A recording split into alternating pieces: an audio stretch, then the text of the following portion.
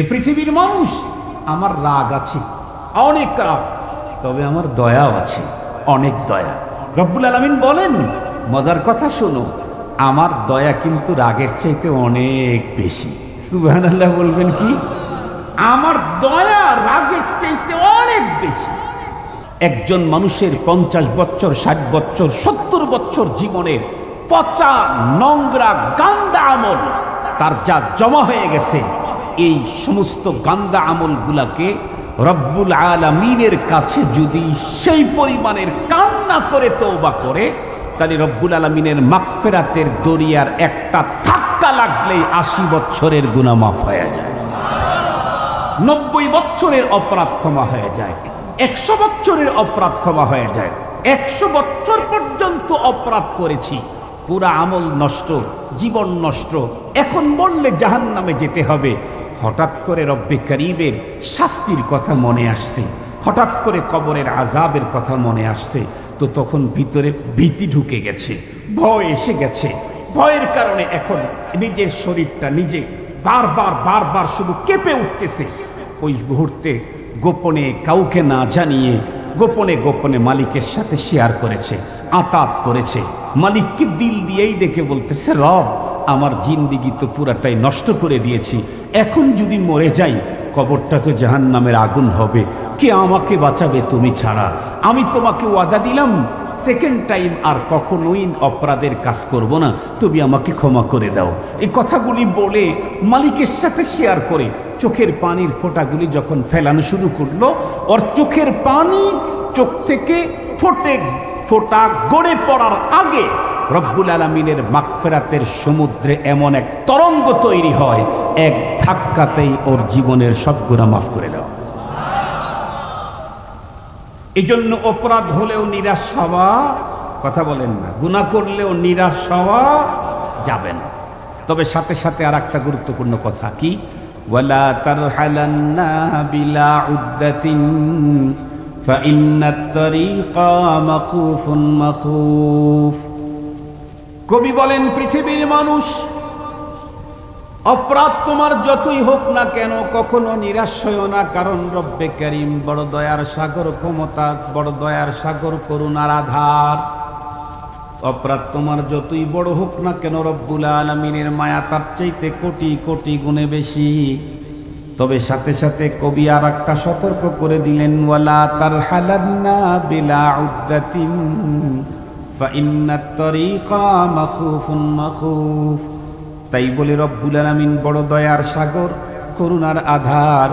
এই জন্যে তুমি আমার পুঁজিবিহীন কবরের পথে যাত্রা করো না, এই জন্যে তুমি পুঁজিবিহীন কবরের পথে যাত্রা করো না। কেন? কারণ কবরের পথ যেটা, এটা অত্যন্ত ভয়ঙ্কর, এটা বড় সঙ্গীন, এটা বড় ডিয়ারিং, এটা বড় ডেঞ্জারাস পথ। খুব ভালো করে বুঝবেন, এ পথের মাঝে মাঝে ফাঁকে ফাঁকে রব্বুল আলামিনের পক্ষ থেকে মোবাইল কোর্ট বসানো আছে। মৃত্যুর মুহূর্তের ভিতরেই মোবাইল কোর্টের অফিসার হাজির হয়ে যাবে, কবরের ভিতরে রাখতেই তোমার কাছে পেপারস চাওয়া হবে, অনেক কিছু জিজ্ঞাসা করা হবে। ময়দানে মাহশরে সে তো তোমার জীবনের প্রত্যেকটি নিয়ামত সম্পর্কে জিজ্ঞাসিত হবে তুমি। রব্বে কারীম নিজেই বলে দিয়েছেন, সুম্মা লাতুসআলুন্না ইয়াওমাইযিন আনিন নাঈম।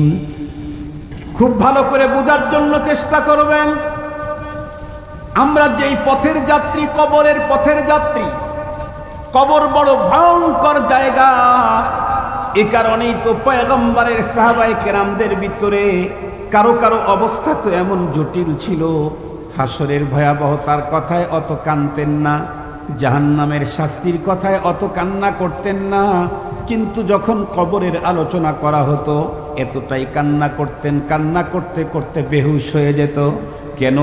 আমরা প্রত্যেকেই জানি, খুব ভালো করে বুঝবেন, পরপারের জীবনে কেউ যদি শান্তি আর মুক্তি নিশ্চিত করতে চায়, আল্লাহর কোরআনে আল্লাহ পাক বলেন, দুনিয়া থেকে তাকে দুইটা পুঁজি নিশ্চিত করা লাগবে। দুনিয়া থেকে দুইটা পুঁজি নিয়ে পরপারের পথে যদি কেউ যাত্রা করে, তাহলে তার যাত্রা হবে নিরাপদ। আল্লাহর কোরআনে আল্লাহ বলেন, ইন্নাল্লাযীনা আমানু ওয়া আমিলুস সালিহাতি কানাত লাহুম জান্নাতুল ফিরদাউসি নুজুলা খালিদিনা ফিহা লা ইয়াবগুনা আনহা হিওয়ালা।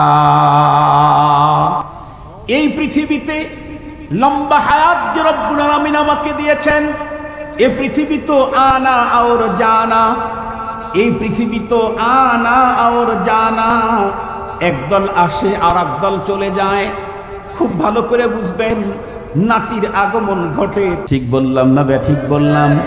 নাতির আগমন ঘটে তো দাদার প্রস্থান হয়। আপনারা শুনেছেন চট্টগ্রামের ঐতিহ্যবাহী বাংলাদেশের উম্মুল মাদারেস খ্যাত হাটহাজারী মাদ্রাসার প্রয়াত মুহতামিম, যিনি দুনিয়ার থেকে সবার শেষে চলে গেলেন, উনি ছিলেন আল্লামা ইয়াহইয়া রহমাতুল্লাহি আলাই। উনি যেদিন দুনিয়ার থেকে চলে গেলেন, ওই দিনই সম্ভবত তার ঘরের ভিতরে, ছেলের ঘরের ভিতরে সন্তান, পুত্র সন্তান জন্ম নিল। তার মানে নাতির আগমন, দাদার প্রস্থান। আপনারা কি একটু লক্ষ্য করে দেখছেন?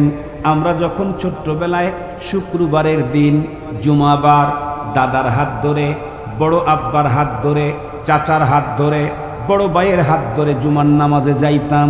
যাওয়ার পরে আমরা একটু সামনের কাতারে বসার জন্য চেষ্টা করতাম, মনে আছে নাকি? সামনের কাতারে বসলে মুরব্বী যখন আসতেন তখন হাত ধরে বলতো পিছে যাও। এরপরের কাতারে বসলে কিছুক্ষণ পরে ওই কাতারে মুরব্বীরা এসে বলতো আরো একটু পিছে যাও। এরপরে আর এক মুরব্বীরা যখন আসতো তখন বলতো এই তোরা বারান্দায় চলে যা। তার মানে ঘরের ভিতরে জায়গা নাই, পিছাইতে পিছাইতে বারান্দায় পাঠায়া দিত। এখন কিন্তু আগাইতে আগাইতে কোথায় গেছি খুব ভালো করে বুঝবেন। এখন আগাইতে আগাইতে, এখন যদি বারান্দায় বসি লোকেরা এসে হাত ধরে বলে হুজুর সামনে যান। আগাইতে আগাইতে কোথায় গেছি? একদম শেষ কাতারে গেছি, একদম ইমামের পিছনেই এখন আমাদের জায়গা হয়েছে। ছোট্টবেলায় এই জায়গাগুলাতে যারা ছিল তারা দুনিয়ায় এখন একজনও নাই। মসজিদে গিয়ে কি ভাবছিলেন কোনোদিন? এই মসজিদে যখন আসা শুরু করলাম তখন প্রথম কাতারের মুসল্লি যারা ছিল তারা আজকে কই? ভাবছিলেন কোনোদিন? না খালি আগাইতেছেন মজায় মজায়। এখন পিছনে বসতে আমাকে সম্মান করে আগায় দেয়, সম্মান করে আগায় না দেয়। এই সম্মানের মধ্যে কিন্তু মজা নাই, এই সম্মানের মধ্যে কিন্তু মজা নাই, হাসি পাওয়ার কিছু নাই। কেন? আমি আগাইতে আগাইতে একদম ইমামের পিছনে চলে গেছি। এখন আর আগানের কোনো কাতার, কথা বলেন, এখন আর একবার আগানো যাবে তখন কি জিন্দা না মরা? কথা বলেন, ইমামের পিছনে না সামনে? ইমামের সামনে। এখন আরেক ধাপ আগাবো, সেদিন জীবন্ত অবস্থায়, জীবিত অবস্থায় না, তিনটা সাদা কাপড়ে প্যাকেট করে লাশটাকে ইমামের সামনে রেখে দিবে। এরপরে আমাকে নিয়ে কবরে রেখে দিবে। আগানো শেষ, সামনে বাড়া শেষ, টাইম শেষ। তখন ছিলাম নাতি, এখন দাদা। আমার আগমনে দাদার প্রস্থান। আমার নাতি এসে গেছে, তার মানে সিট খালি করে দাও। কথা বলেন না কেন? নাতি এসে গেছে তার মানে সিট খালি করে দাও। তুমি কবরে যাও, তুমি তোমার দাদার কাতারে যাও, তুমি তোমার দাদার জায়গায় যাও, আমি আমার দাদার জায়গায় যাব। মুহতারাম হাজিরিন, এই তো দুনিয়া, এই তো দুনিয়া। এই আসতেছি আর যাচ্ছি তো পাঠাইলেন কেন রব? রব্বুল আলামিন পাঠাইলেন হলো অল্প সময়ের হায়াত দিয়ে পাঠিয়েছেন পরপারের চিরস্থায়ী জীবনের পুঁজি গোছাবার জন্য। আল্লাহ পাকের রসুল বলেন আদ-দুনিয়া মাজরাআতুল আখিরা, দুনিয়াটা হলো পরপারের খেতি শুরু। এখানে চাষ করতে হবে, এখানে ইনকাম করতে হবে, ভোগের জায়গা, কথা বলেন, ভোগের জায়গা আখিরাত, ভোগের জায়গা জান্নাত। তো এই জন্য দুনিয়া থেকে আমাকে দুইটা পুঁজি নিয়ে যেতে হবে। সেই দুই পুঁজি, প্রথমটার নাম হলো ইন্নাল্লাযীনা আমানু। প্রথম পুঁজি হলো ঈমান। অনেক টাকা নিয়ে যেতে হবে না?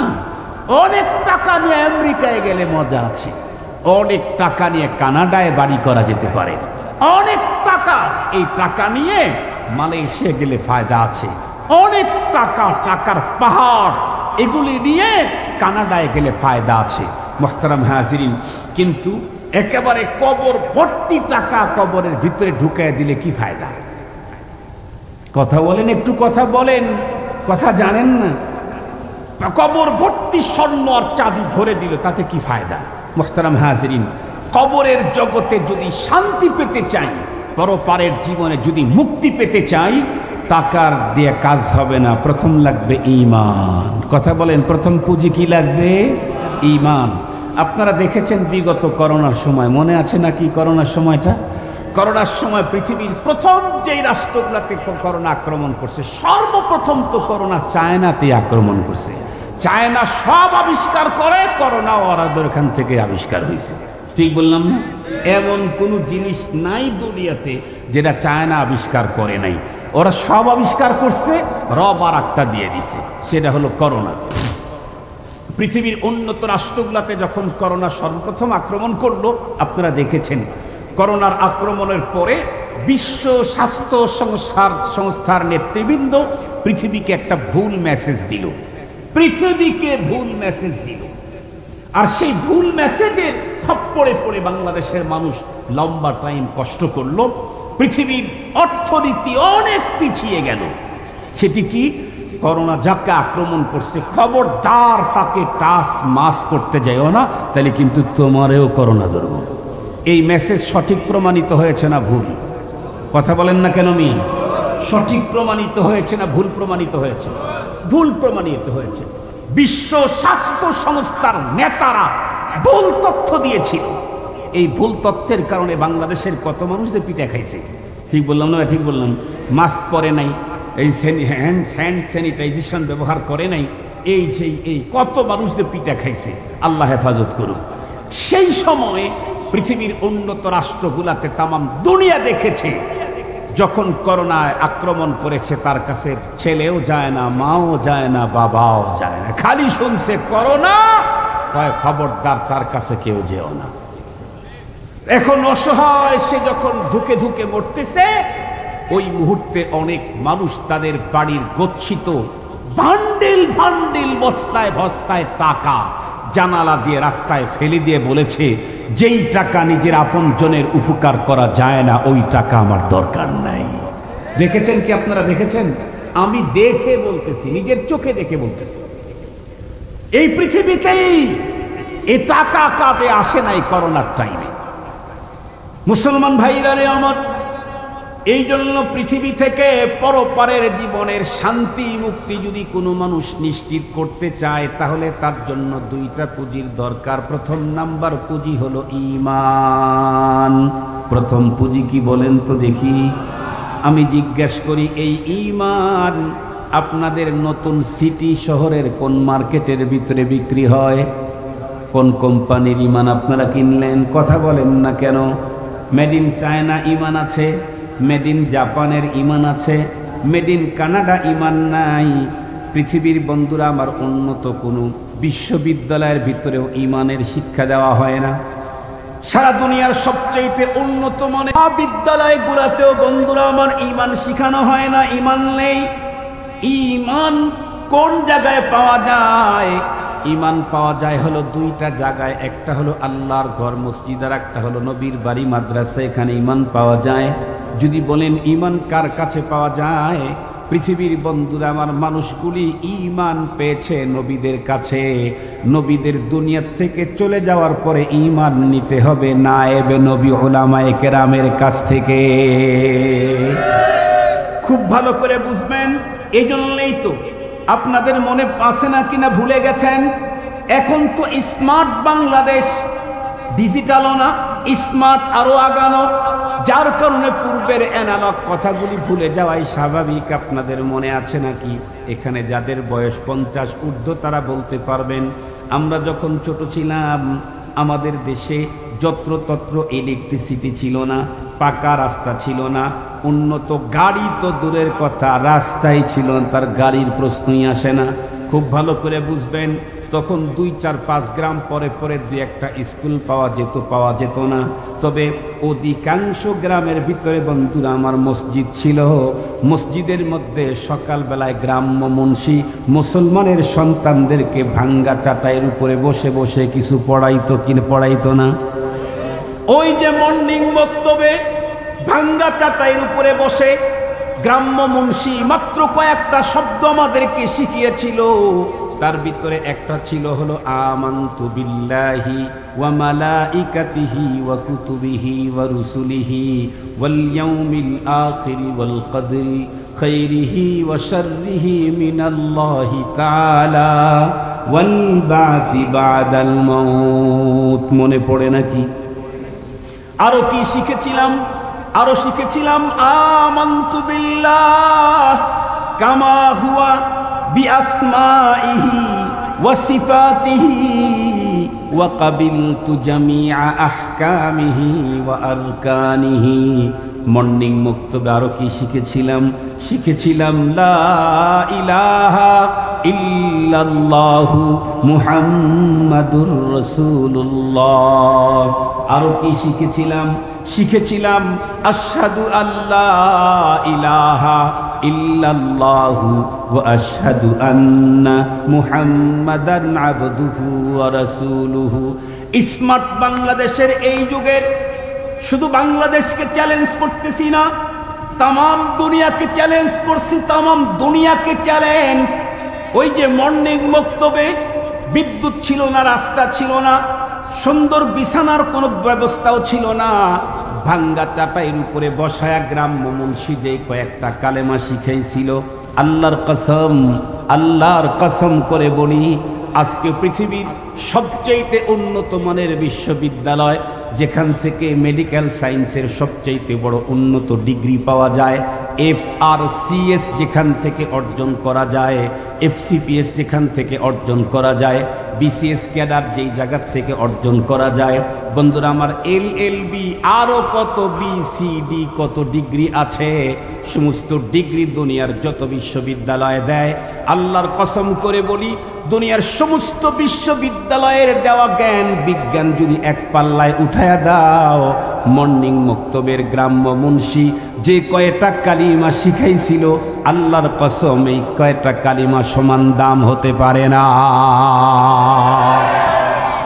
মুসলমান জানো কি তুমি যদি BCS ক্যাডার করো, তুমি যদি LLB তে তামাম দুনিয়াকে পিছিয়ে ফেলাও, তুমি যদি FRCS ডিগ্রি 1000টা যদি গ্রহণ করে নাও, এই ডিগ্রির সনদ দিয়ে মরণের মুহূর্তেও কোনো লাভ নাই, কবরের জগতেও এই সনদ প্রদর্শনে কোনো ফায়দা নাই। মিজানে পুলসেরাতে আল্লাহর আদালতে ডিগ্রি উপস্থাপন করার কোনো বন্ধুরা আমার সুযোগই নাই। পক্ষান্তরে যদি কোনো একজন মানুষ কোনো বিশ্ববিদ্যালয়ে গিয়ে কোনো ডিগ্রি অর্জন করতে পারে নাই, ছোট্টবেলায় অশিক্ষিত বাবা তারে মর্নিং মক্তবে পাঠাইয়া দিয়েছিল, বাবা তারে বড় ডিগ্রি অর্জন করাইতে পারে নাই, বাবা তাকে সুন্দর একটা পোশাকও পরাইয়া দিতে পারে নাই, কিন্তু বাবা মা ছোট্টবেলায় জোর করে ফজরের নামাজের পরে হাত পা ধরে টেনে টেনে মর্নিং বক্তব্যে নিয়ে মুন্সির কাছে বসায়া দিয়েছিল। মুন্সি ছোট্টবেলায় আমার অন্তরের ভিতরে বসায়া দিল আমানতু বিল্লাহ, ছোট্টবেলায় বসায়া দিয়েছিল আশহাদু আল্লা ইলাহা ইল্লাল্লাহ, ছোট্টবেলায় আমার একটা ছোট্ট কালিমা শিখাইছিল লা ইলাহা ইল্লাল্লাহু মুহাম্মাদুর রাসূলুল্লাহ। এই কালিমা মর্মবাণী যদি আমার অন্তরের ভিতরে জমে বসে থাকে, জবানে যদি কালিমাগুলি উচ্চারিত হয়, আর আমার টোটাল লাইফটা যদি কালিমার তাকাজা যদি পূরণ করতে পারি, তাহলে আমার জন্য কি হবে? দুনিয়ার কোনো ডিগ্রি আমার নাই, আমার পুঁজি হলো মর্নিং মক্তবের গ্রাম্য মুন্সির কয়েকটা কালিমা, আর কোনো পুঁজি আমার নাই। কিন্তু জানো কি, মৃত্যুর সময়ে কালিমা কত বড় কাম দিবে। আল্লাহর কোরআনে আল্লাহ বলেন ইন্নাল্লাযীনা ক্বালু রাব্বুনাল্লাহ ইন্নাল্লাযীনা ক্বালু রাব্বুনাল্লাহ সুম্মা ইসতাকামু তাতানাজ্জালু আলাইহিমুল মালায়েকা আল্লা তাখাফু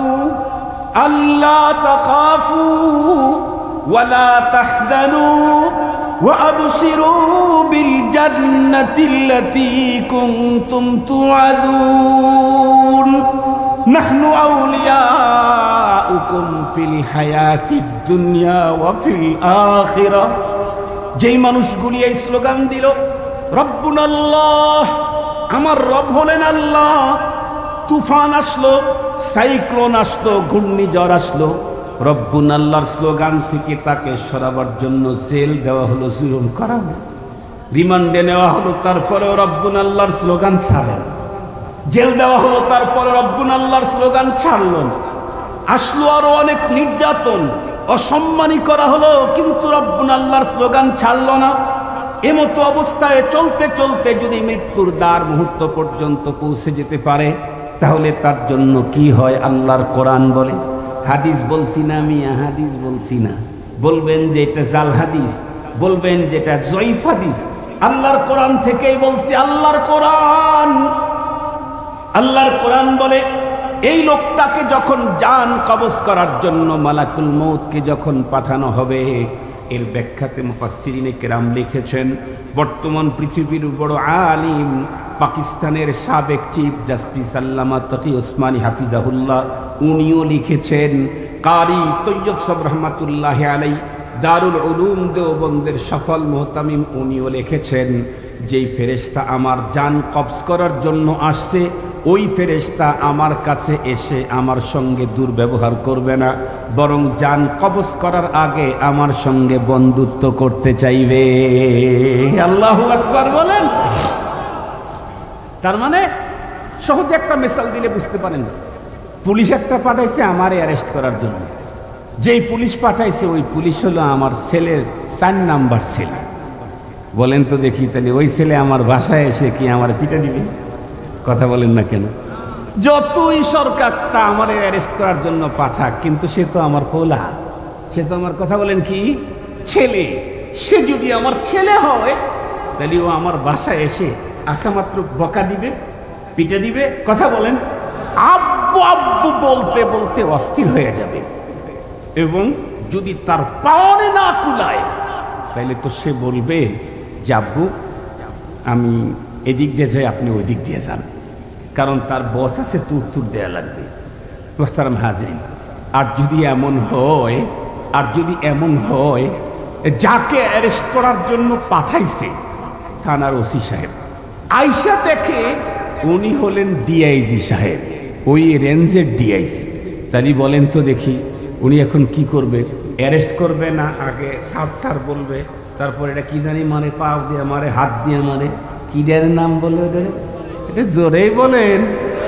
এই সেলুট দিবে, চক দিবে, সেলেট দিবে, আরো ব্রাশ দিবে, পেস্ট দিবে, কত কিছু দিবে। তখন মুহতারাম হাজিরিন খুব ভালো করে বুঝবেন, ওসি সাহেব পাঠাইছে অ্যারেস্ট করার জন্য, যার কাছে আসছে উনি কে? ওই রেঞ্জের ডিআইজি। তাহলে ওনারা কি করতে পারবে? মালাকুল মউত আসছে যার জান কবজ করার জন্য, উনি হলেন আল্লাহর পরিবারের লোক। আল্লাহু আকবার বললেন না মিয়া? আপনারা বলবেন যে আল্লাহর পরিবারের লোক আবার কারা? আমি আমার বাবার ঘরের কথা বলতেছি, হাদিস আর কোরআন থেকে বলতেছি। আল্লাহ পাকের রসুল বলেছেন, আল্লাহ পাকের রসুল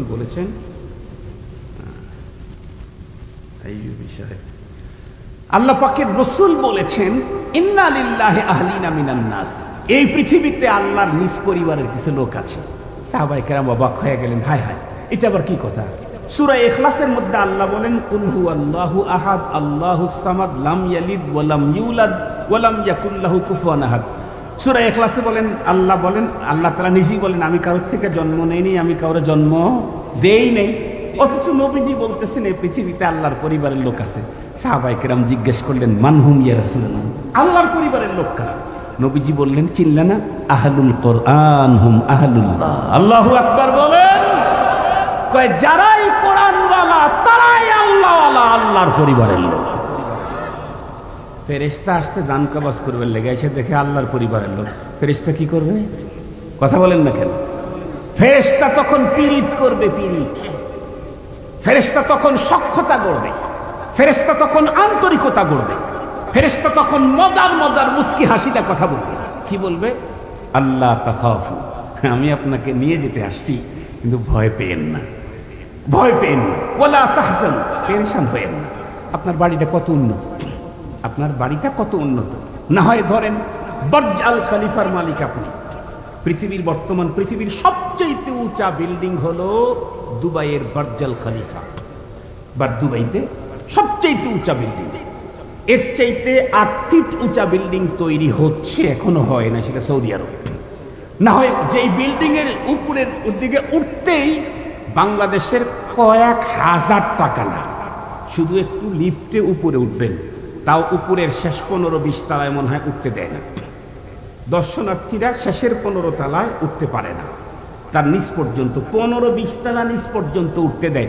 তাই কয়েক হাজার টাকা লাগে, 30-40 হাজার টাকা লাগে শুধু উঠবে আর নামবে, দেখবে শেষ, খালি দেখতেই। মোহতারাম হাজিরিন, এটারও যদি কেউ মালিক হয়, ফেরেশতা তাকেও বলবে পেরেশানি করেন না, ভয় পেন না। কেন? আপনাকে তো নিয়ে যাচ্ছি যেটা, এটা এর চাইতে কত উন্নত। সুবহানাল্লাহ বললেন না? যে যেখানে আপনাকে নিয়ে যাচ্ছি সেটা এর চাইতে কত উন্নত। আপনাদেরকে বুঝাবার জন্য 2 মিনিট সময় দিলেই যথেষ্ট। 2 মিনিট সময় দিবে না, মানে 12টা কিন্তু পার হয়ে গেছে, 1 ঘন্টা হইতে আর 2 মিনিট আছে আমার ঘড়িতে, বয়ান 1 ঘন্টা হইতে। তারপরে না হয় 2-4-5 মিনিট বাড়ায় দিলাম। দেখেন, আমরা যখন আগে ওয়াজ করছি, আমাদের বাবারা, আমাদের উস্তাদরা যখন ওয়াজ করতেন এই বাংলাদেশে, তখন আধুনিক শিক্ষিত স্কুল কলেজ পড়ুয়া ছেলেরা বলতো, হুজুরদের সব আজগুবি ওয়াজ। কি? হুজুররা বলে যে সামনে দিয়ে জান্নাতের ভিতরে সামনে দিয়ে কোনো অনেক সুন্দর এক পাখি উড়াল মারবে, যাবে, মনের ভিতরে খাবার চাহিদা আসবে, সাথে সাথে পাখিটা ফ্রাই হয়ে চলে আসবে। ওই হুজুর, এটা পাগলামি কথা। আরো হুজুররা কি বলতেন? ওই জান্নাতের গেটে গিয়া ধাক্কানো লাগে না, চাবি মারা লাগে না, সামনে যাইতে জান্নাতের গেট একাই খুলে যায়, আবার ঢোকার পরে আবার ধাক্কা দিয়ে বন্ধ করা লাগে না, দরজা একাই বন্ধ হয়। কি বলতো? হুজুরের পুরা পাগল, খাপ পাগল না। গেট আবার একা খোলে কেমনে, একা আটকে কেমনে? কিন্তু বলেন তো দেখি, জান্নাতের গেট যে একা, গেট যে একাই খোলে একাই বন্ধ হয়, এটা দেখার জন্য জান্নাতে যাওয়া দরকার আছে? নাই, জান্নাতে যাওয়া দরকার নাই। রংপুরে গেলেই দেখবেন লিফট না, ওখানে গিয়ে দেখবেন অটো সেন্সার লাগানো আছে। অনেক শপিং মলে দেখবেন, সেখানে আপনি শুধু গিয়ে সামনে দাঁড়াবেন, 2 দিক গেটটা 2 দিকে একাই চলে গেল, ভিতরে ঢুকে পড়লেন, গেটটা আবার একাই বন্ধ হলো। খুব ভালো করে বুঝবেন, মানুষের বানানো প্রযুক্তি যদি এত উন্নত হয়, এই মানুষটাকে যে রব্বুল আলামিন বানাইছেন, ওনার প্রযুক্তি লাগানো আছে জান্নাতে, তাহলে সেইটা কেমন হবে? আরো কত বেশি, আরো কত বেশি। পৃথিবীর কোনো মানুষের ভাষা নাই। এই জন্য মুসলমান ভালো করে বুঝবেন, ওই যে মর্নিং বক্তব্যের ভিতরে ভাঙ্গা চাটাইয়ের উপরে বসায়া ছোট্টবেলায় আমাকে কয়েকটা কালেমা শিখিয়েছিল, আমানতু বিল্লাহি ওয়া মালাইকাতিহি। এই কালিমাগুলি যেই মানুষের অন্তরের ভিতরে বসে গেছে, এটা নিয়ে যেই লোকটা দুনিয়াতে জীবন পার করছে, মৃত্যুর সময় মালাকুল মউত এসে তার সঙ্গে সখ্যতা গড়বে, আর ডেকে বলবে, পেরেশানি নাই, তোমার কোনো পেরেশানি নাই, তোমাকে তো নিয়ে যাচ্ছি অনেক উন্নত জায়গায়, যেটা দেখলেই তুমি বুঝতে পারবে। কিতাবের ভিতরে এসেছে, কোন আল্লাহওয়ালা ইমানদার দীর্ঘদিন পর্যন্ত পৃথিবীতে থাকার কারণে আজরাইল আলাইহিস সালামের জান্নাতের সৌন্দর্যের ওয়াজ বক্তৃতার পরেও তার দিলটা পরপারের দিকে যেতে চাবে না, দুনিয়াতেই থাকতে চাবে।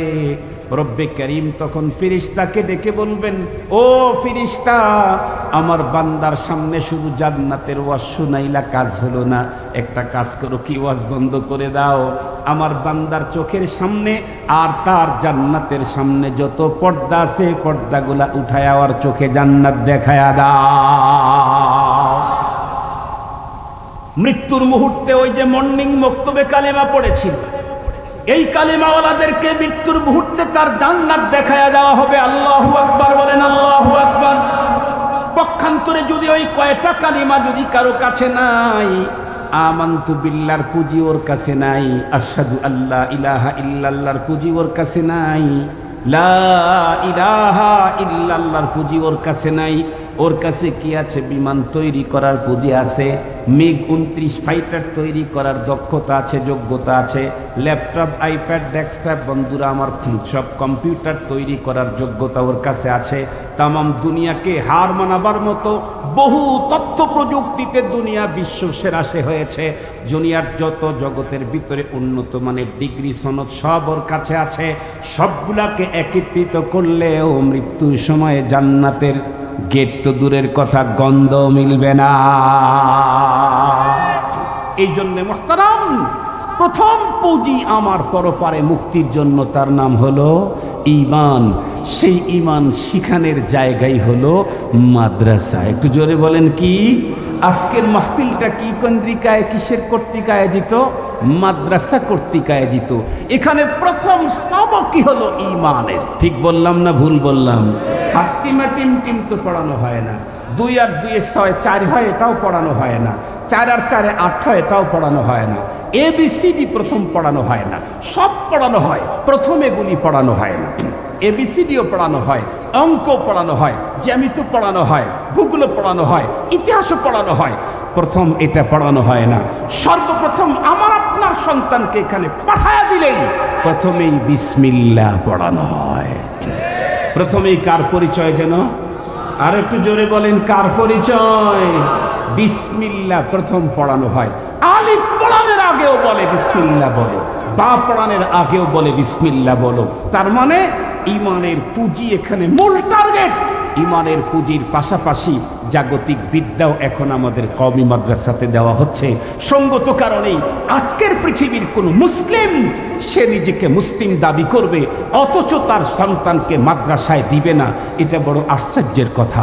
কারণ এখন তো কওমি মাদ্রাসায় শুধু বাংলা শিখানো, শুধুই দিন শিখানো হয় না, দুনিয়ার জ্ঞান বিজ্ঞানও শিখানো হয়। তারপরেও যদি আপনি না দেন তাহলে বোঝা যাবে দিনের প্রতি, ধর্মের প্রতি, ইসলামের প্রতি আপনার মায়া নাই, চাহিদা নাই, বিশ্বাস নাই। মোহতারাম হাজী, জীবনে এক অক্ষর স্কুল কলেজে পড়ি নাই, এক অক্ষরও পড়ি নাই স্কুলে। আলহামদুলিল্লাহ, বাংলাদেশ সহ পৃথিবীর অনেক রাষ্ট্রে গিয়েছি বয়ান করার জন্য। আলহামদুলিল্লাহ, এদেশের বড় বড় কবি, সাহিত্যিক, দার্শনিক, সায়েন্টিস্টেরা আল্লাহর মেহেরবানিতে বয়ানের পরে জিজ্ঞাসা করছে, হুজুর আপনার ডিগ্রি কি পরিমাণ? উনি আমার ডিগ্রি নেই, আমার ডিগ্রি নেই, শুধু কওমি মাদ্রাসায় পড়া। এবং শুনলে অবাক হবেন, আপনারা তো ঢাকা থেকে অনেক দূরে। ঢাকাতে বর্তমানে যারা ইংরেজি, বাংলা সাহিত্যের উপরে সবচাইতে একেবারে প্রথম সারি, কওমি মাদ্রাসার সাহিত্য ফোরাম বিভিন্ন সময়ে বিভিন্ন অনুষ্ঠানের আয়োজন করে। সেখানে বর্তমান বাংলাদেশের প্রথম সারির সাহিত্যিকেরা কওমি মাদ্রাসার ছেলেদের বাংলার ইংরেজি সাহিত্যের চর্চা দেখে হুপলেস হয়ে একেবারে ফেলফেল করে তাকায় থাকে, বলতে থাকে আসলেই ওদের কাছে আমাদের অনেক শিখার আছে। এখন শুধু হিফজুল কোরআন প্রতিযোগিতায় কওমি ছেলেরা বিশ্বের ভিতরে নাম্বার 1 এমনটি নয়। শুধু বিশ্বের ভিতরে হিফজুল কোরআন প্রতিযোগিতায় 110টা 15টা রাষ্ট্রকে হার মানায় দেয় এমনটি না। শুধু কেরাত আল্লাহর কোরআন তেলাওয়াতে বিশ্বসেরা কারি কওমি মাদ্রাসা জন্ম দিয়েছে এমনটি না, বরং কওমি মাদ্রাসা এখন অলরাউন্ডার।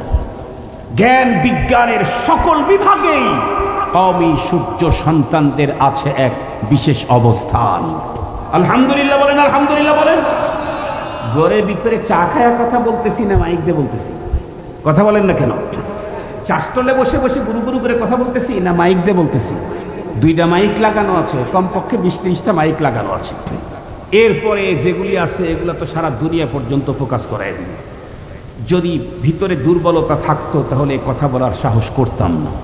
আলহামদুলিল্লাহ, তোমরা আলহামদুলিল্লাহ, এরকম প্রতিষ্ঠান আপনাদের ঘরের দরজায় আল্লাহ তাআলা করে দিয়েছেন। আলহামদুলিল্লাহ বলেন। আমার সবচাইতে প্রথম দরকার, বেশি দরকার হলো আমার ঈমান। কথা বলেন, কি দরকার আমার? প্রথমে আমি ডাক্তার হওয়া দরকার, ডক্টর হওয়া দরকার, ব্রিগেডিয়ার, লেফটেন্যান্ট, কর্নেল, জেনারেল সব হওয়া দরকার। তবে তার আগে কি হওয়া দরকার? আর কথা বলেন, আমাকে মুমিন হওয়া দরকার, মুসলিম হওয়া দরকার।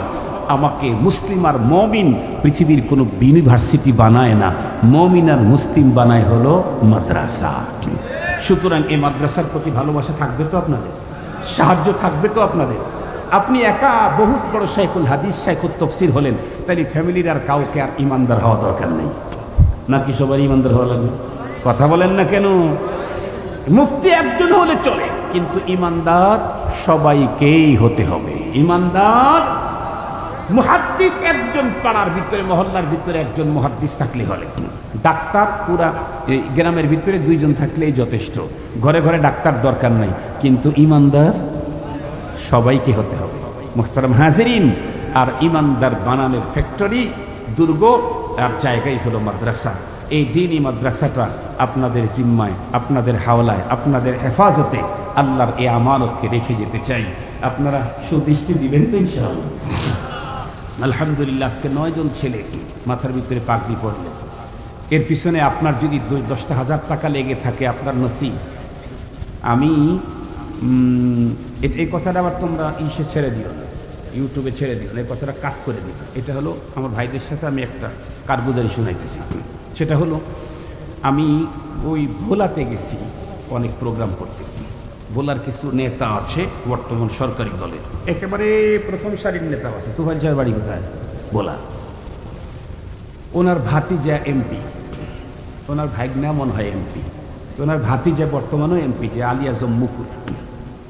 সে তখন ছিল হলো মেয়র, প্রথম মনে হয় উপজেলা চেয়ারম্যান ছিল, তখন আমি গেছি, উনি আমার নিয়ে তফসির করাইছেন। এরপরে মেয়র হয়েছেন, তখন আমি গেছি, উনি আমার নিয়ে তফসির করাইছেন। তো ওইখানে তো ভোলার ইলিশ কিন্তু খুব মজা, খুব মজা। আপনি যত ইলিশ খাবেন, ভোলার ইলিশ সবচেয়ে বেশি মজা। অন্য জায়গার ইলিশ 2.5 কেজি ওজন একটা যে মজা, ওইখানকার 500 গ্রামেরটা তার চেয়ে বেশি মজা ভোলার ইলিশ। তো ওইখানে গেছি, ইলিশ মাছ মাইরে নিয়ে আসছে, লাফাইতেছে। এটা আমাদের অঞ্চলে সিরাজগঞ্জের রংপুরে জীবনে দেখার সুযোগ হয় নাই। তো ওইখানে গেছি, আমি গেছি মাছ দেখার জন্য, লোক জমা হয়েছে আমারে দেখার জন্য, খান সাহেব আসছে, স্বাভাবিক। তো পরে আমি যখন গেছি, আমি বলছি আমি মাছ কিনবো। তো কমিশনার একজন আছেন, হুজুর মাছ কিনবেন আপনি? বলে হ্যাঁ। উনি দাঁড়ায় বললেন, একটা পার্টি কোনো মাছের দাম করতে পারবি না, হুজুর ইচ্ছা মতো তার মাছ নেবেন, তারপরে দাম সব বন্ধ, দামাদামি সব বন্ধ। পরে আমি বললাম, আপনি এটা কী করলেন ভাই? না, এটা করেন না, আমি অল্প কিছু মাছ নেব। আপনি হুজুর আপনি আগে নেবেন, আপনি আমাদের মেহমান। পরে আল্লাহর কি কাম, কিসমত, আন-নাসিবু ইউসিবু। আরবিতে একটা কথা আছে, ভাগ্যে যা তা হয় থাকে তা ঘটে যায়। ওই যে বললো না আমার ভাই, আমি গাড়ির একদম পিছনের সিটে ছিলাম, ভাগ্যে আছে অ্যাক্সিডেন্ট, যাব হেলিকপ্টার নিয়ে। আমরা 3 বন্ধু হেলিকপ্টার নিয়ে ওজে যাব, হেলিকপ্টার নিয়ে আসবো। গাড়ি তো দরকার নেই, অল্প জায়গা গাড়ি, এই জন্য বাসে উঠছি। আমার ট্রেনে নিয়ে সামনে বসায় দিয়েছে। 43 মিনিটের মাথায় অ্যাক্সিডেন্ট করছে। আমার আঙ্গুলগুলো তাৎক্ষণিকভাবে কেটেভাবে ঝুলতেছি। এখন 4টা আঙ্গুল নাই আমার বাম পায়ে। তো যাই হোক, ওই দিন একটা বড় ইলিশ উঠছে, 2.5 কেজি ওজন আছে। উনি বলতেছে, দেখো এটা হুজুরের নসিব। এতদিন পর্যন্ত ইলিশ ধরা হয়, এই মাপের একটা ইলিশ পাইছিলাম, 3.5 কেজি না 3 কেজি হবে, ওইটা দিচ্ছে প্রধানমন্ত্রীকে। 3.5 কেজি না 3 কেজি ওজনের যেটা, সেটা প্রধানমন্ত্রীকে দিয়েছে। আর বলতেছে, হুজুর আমাদের নসিব ভালো, আমরা একজন আলেম মানুষকে 2.5 কেজি ওজনের একটা ইলিশ দিতে পারলাম হাদিয়া। প্রধানমন্ত্রীকে 3 কেজি ওজনের ইলিশ যে দিতে পারছে, ওই জেলে হায় রে খুশি, আমি প্রধানমন্ত্রীকে গিফট করতে পারছি। কথা কি বুঝাইতে পারছি আপনাদেরকে? প্রধানমন্ত্রীকে আমি গিফট করতে পারছি, এই জন্য খুব খুশি। মনে রাখবেন, আল্লাহর কোরআনের জন্য আমি 10,000 টাকা ব্যয় করতে পারছি। প্রধানমন্ত্রী না প্রধানমন্ত্রী সৃষ্টিকর্তা? কথা বলেন না কেন? প্রধানমন্ত্রী না প্রধানমন্ত্রী সৃষ্টিকর্তা? আর একটু জোরে বলেন। স্বরাষ্ট্রমন্ত্রীকে হাদিয়া দিলে যদি ভিতরে এত মজা লাগে, প্রধানমন্ত্রীর কাছে হাদিয়া পাঠাইলে যদি এত মজা লাগে, পীরের কাছে হাদিয়া পাঠাইলে যদি এত মজা লাগে, এই পীররে যিনি পীর বানাইলেন, সেই রবের কাছে, সেই রবের দ্বীন আর কোরআনের সহযোগিতা করতে পারলে কেন মজা লাগে না? কেন মজা লাগে? এই জন্য মনে রাখবেন, আমি যদি আল্লাহর কোরআনের জন্য কিছু ব্যয় করতে পারি, সেটা আমার কিসমত, সেটা আমার কিসমত, সেটা আমার কপাল। টাকা থাকলেই সবার টাকা আল্লাহর দ্বীনের কাজে আল্লাহ নেন না। এজন্য মনে রাখতে হবে যে আমি কোরআনী প্রতিষ্ঠানের জন্য সাহায্য করলাম, এটা আমার কপাল। আমি বেশি থেকে বেশি সাহায্য করার জন্য চেষ্টা করব। রাজি আছি ইনশাআল্লাহ? সবাই রাজি আছি ইনশাআল্লাহ? 9 জন ছেলে হাফেজে কোরআন হয়েছেন। চারটিখানি কথা না।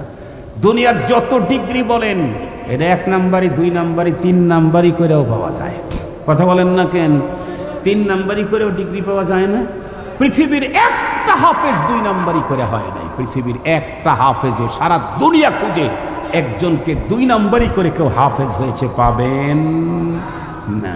এটা কোরআন শরীফ মুখস্থ করে শুনান লাগে।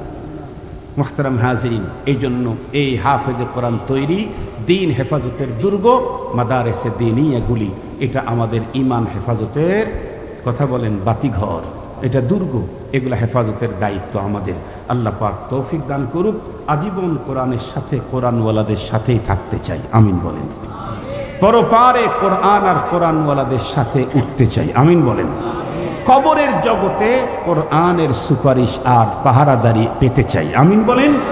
আমাদের কবরে যেন আল্লাহ কোরআনকে আমাদের পাহারাদার বানায় দেন। পরপারে যেন কোরআন আর কোরআনওয়ালাদের সুপারিশ আল্লাহ আমাদেরকে নসিব করেন। কোরআন যদি কারো জন্য সুপারিশ করে তাহলে তার কপাল খুলবে, তার সুপারিশ অবশ্যই গ্রহণ করা হবে, এটা হাদিসে পাকে এসেছে। আল্লাহ পাক আমাদের সকলকে সবচেয়ে বড় পুঁজি পরপারের মুক্তির জন্য ঈমান, এই ঈমান অর্জন করে দুনিয়ার থেকে পরপারের পুঁজি নিয়ে দুনিয়ার ওপারে যাওয়ার তৌফিক দান করুক। ওয়া আখিরু দাওয়ানা আনিল হামদুলিল্লাহি রাব্বিল আলামিন। আসসালামু আলাইকুম ওয়া রাহমাতুল্লাহি ওয়া বারাকাতুহু। দুরূদ শরীফ পড়ি। আল্লাহুম্মা সাল্লি আলা সাইয়্যিদিনা মাওলানা মুহাম্মদ ওয়া আলা আলিহি ওয়া আল্লাহুম্মা সাল্লি আলা মুহাম্মাদিন নবিয়িল উম্মি ওয়া আলা আলিহি ওয়া সাল্লিম তাসলিমা। আপনারা শুনেছেন মাওলানা আনসারী সাহেবের কাছে আমার আম্মার ইন্তেকালের 4 দিন পরে 5 দিনের দিন সকালবেলায় আমার অ্যাক্সিডেন্ট হয়। তার মানে ডিসেম্বরের 25 তারিখে আমি নিজ হাতে রাত্রি 11:30টার দিকে মাকে কবরে নামিয়েছি। আব্বা জান আরও অনেক আগেই দুনিয়ার থেকে বিদায় নিয়েছেন। মা হারা বাবা হারা, আমার মতো অনেক মা হারা বাবা হারা এখানে আছেন। বাবা মা কবরে কোন অবস্থায় আছে পৃথিবীর কেউ জানার কোনো উপায় নেই। এই জন্য আমরা যখনই যেখানেই যাই, আব্বা আম্মার রুহের মাগফিরাতের জন্য, তাদের আমল নামায় নেকি পৌঁছাবার জন্য যত ব্যবস্থা সিস্টেম শরীয়ত দিয়েছে, আমরা যতদিন বেঁচে থাকি বাবা মার কবর, তাদের রুহে নেকি পৌঁছাবার চেষ্টা করবো ইনশাআল্লাহ। আলহামদুলিল্লাহি রাব্বিল আলামিন ওয়াসসালাতু ওয়াসসালামু আলা সাইয়্যিদিল আমবিয়াই ওয়াল মুরসালিন ওয়া আলা আলিহি ওয়া আসহাবিহি আজমাইন। ربنا ظلمنا أنفسنا وإن لم تغفر لنا وترحمنا لنكونن من الخاسرين. ربنا لا تزغ قلوبنا بعد إذ هديتنا وهب لنا من لدنك رحمة إنك أنت الوهاب. اللهم حبب إلينا الإيمان وزينه في قلوبنا وكره إلينا الكفر والفسوق والعصيان. اللهم نبّل قلوبنا بنور القرآن وزين أخلاقنا بزينة القرآن ونجنا من النار بالقرآن وادخلنا الجنة بالقرآن. اللهم إنك عفو كريم تحب العفو فاعف عنا. رب ارحمهما كما ربياني صغيرا رب ارحمهما كما ربياني صغيرا. ربنا هب لنا من أزواجنا وذرياتنا قرة أعين واجعلنا للمتقين إماما. رب العالمين দিনী একটি মাদ্রাসার ইন্তেজামে আয়োজিত হাফেজ ছাত্রদের দস্তারবন্দি উপলক্ষে প্রথম তাফসীরুল কোরআন মাহফিলের আখেরি মুহূর্ত, রাত্রি 12টা পেরিয়ে গেছে। আল্লাহ, হাজার হাজার মুসলমান নারী পুরুষদেরকে নিয়ে গভীর রাত্রে ভিক্ষুকের মতো তোমার আরশে আজিমের দিকে হাত দুখানি উঁচু করেছি। আল্লাহ মেহেরবানি করে আমাদের প্রত্যেকের আশা বসা আজকের ইন্তেজাম এবং দিনই এই প্রতিষ্ঠান কবুল করে নাও। আল্লাহ আমাদের প্রত্যেকের তামাম জীবনের সমুদয় ভুল ত্রুটিগুলি ক্ষমা করে দাও। আমাদের আপনজন যারা দুনিয়া ছেড়ে অন্ধকার কবরের বাসিন্দা হয়ে গেছে আল্লাহ তাদের প্রত্যেককে চিরস্থায়ী ক্ষমা করে কবরগুলি জান্নাতের বাগান বানায়া দাও। রব্বুল আলামিন আমাদের ছেলে মেয়ে ভাই বেরাদার বন্ধু বান্ধব স্ত্রী পুত্র কন্যা প্রত্যেককে তুমি দুনিয়া আখিরাতের কল্যাণ দান করো, সুস্থতার সঙ্গে নেক হায়াত বাড়ায়া দাও। দুনিয়া থেকে পরপারের পুঁজি ঈমান আর নেক আমল করার তৌফিক দান করে দাও। দুনিয়া থেকে পরপারের পুঁজি পুরাপুরি করে কবরে যাওয়ার তৌফিক দিয়ে দাও। রব্বুল আলামিন এই প্রতিষ্ঠান কবুল করে নাও, প্রতিষ্ঠানের শুভাকাঙ্ক্ষী সাহায্যকারী সবাইকে কবুল করে নাও, ছাত্র উস্তাদ কমিটি বৃন্দুকে কবুল করে নাও। আয় রব্বে কারীম तमाम পৃথিবীর মাদারিসে দ্বীনিয়া মারাকিজে ইসলাম কবুল করে নাও। যাবতীয় হাজত তোমার গায়েবের থেকে পূরণ করে দাও। আয় রব্বে কারীম আমাদের অপরাধের কারণে পানির লেয়ার তুমি নিচের দিকে নামায়া দিও না গো আল্লাহ, পানির স্তর তুমি নিচের দিকে নামায়া দিও না গো আল্লাহ। ইয়া আল্লাহ অতি গরম অতি বৃষ্টি অতি শীত দিয়ে আমাদেরকে কষ্ট দিও না গো মালিক। আমাদের অপরাধগুলি তোমার দয়া দিয়ে মাফ করে দাও। দুনিয়াতে শান্তি দাও, আখিরাতে মুক্তির ব্যবস্থা করে দাও।